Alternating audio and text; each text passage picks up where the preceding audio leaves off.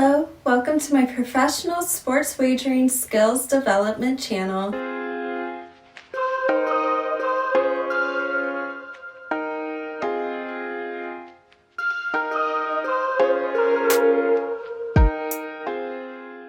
In my first video, I discussed the problems surrounding the gambler's fallacy and confirmation bias.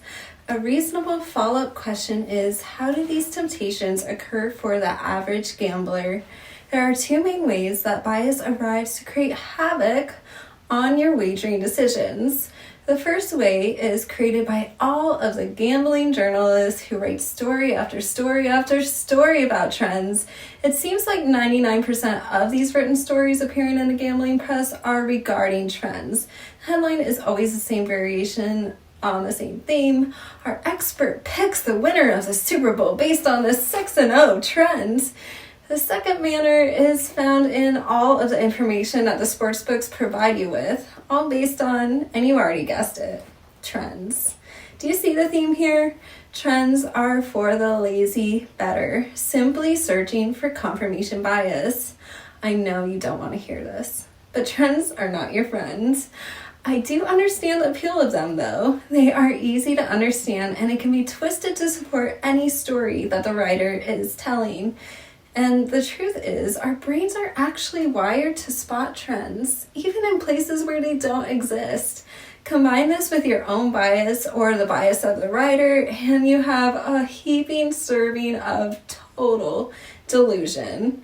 The media exploits this for one simple reason. Trends can be generated in the blink of an eye, and they are seductive enough to make others think that they are learning about an edge that they didn't know earlier. Never listen to trends. They are simply illusions. More specifically, in statistical terms, they are variants. In other words, statistical flukes. Next time you see one of these articles, notice that their sample size is always small. That is because they are just data noise being offered to you to make someone else look like an expert, or worse, to hasten your trip to the window to make even more wagers. Give me any data set, and I can come up with some very convincing trends to sell whatever particular story I want to tell. The only way to make solid informed bets is to employ valid principles of predictive analytics, not non-predictive analytical noise. Let me explain this in a different way. Analytics involves examining past data to gain insights into how processes performed. It's essentially about describing and understanding what has already happened, whereas predictive analytics leverages past data to make predictions about future events. It takes the insights from historical analytics a step further to forecast upcoming events. Are you confused? It's really common for people to feel that way, as people are always confusing analytics with predictive analytics, even though they are two separate, very different things. And let me give you an example. Imagine that I ask you to take a photo of yourself every Monday morning for 10 weeks straight and send it to me. When I receive all 10 photos, I can look carefully at them and make my analysis. In each pic, you have a suit and tie and you appear to be on your way to work. That is analytics.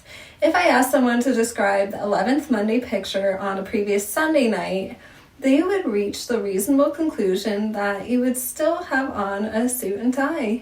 It's simple, right? Let's look at how predictive analytics can make a better prediction. Predictive analytics incorporates that same basic analysis, but adds a multitude of other factors to reach a decision about the picture that I will receive on the 11th Monday morning. For example, it would know that the 11th Monday was Christmas Day, and therefore, since you have an office job, there would be no suit and tie.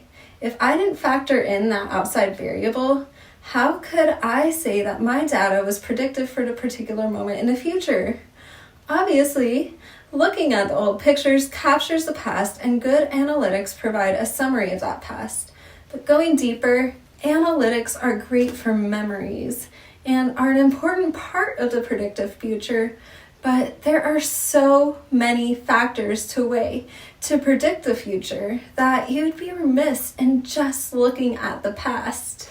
Let's use this knowledge to talk more intelligently about trends in a wagering world.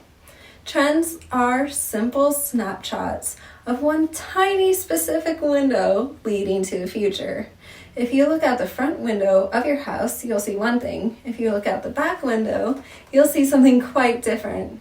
Side window, again, something different. Now, imagine a game was a house with 300 windows, all leading to slightly different outcomes. Some were matched to each other's, while others are completely opposite.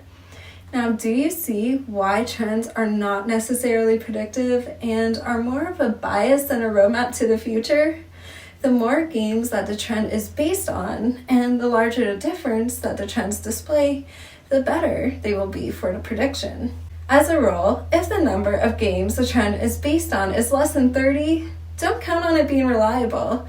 And if one direction of the trend is less than twice the other direction, generally it won't be a great predictor. Now let's take a pop quiz.